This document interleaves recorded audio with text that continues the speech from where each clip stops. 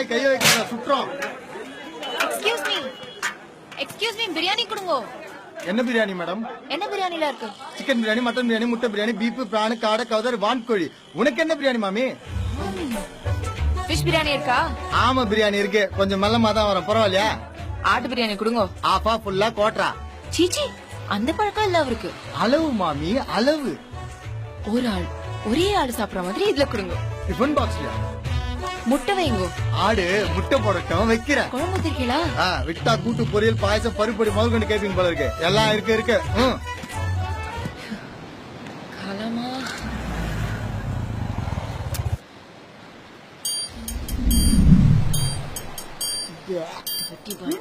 சீச்சி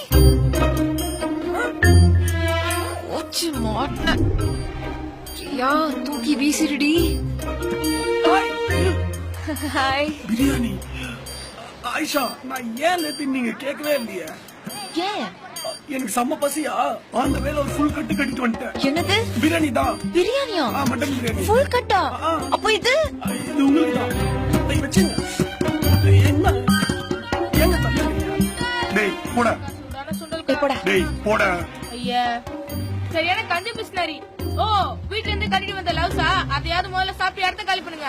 நீ நடந்ததல பிரியாணி. ஆமால பிரியாணி சூடு வேற ஆகிடும். ஃபுல்லா சாப்பிடணும். சரி நீங்க இருக்கீங்க, ஒரு கை பாத்திர மாட்டீங்க? ஒரு கையா?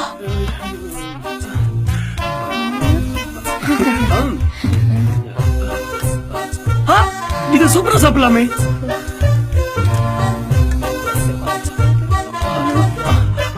கத்திரிக்காய் தொக்கு எங்க அம்மா ரொம்ப சூப்பரா செய்வாங்க. எங்க வீட்லயும்.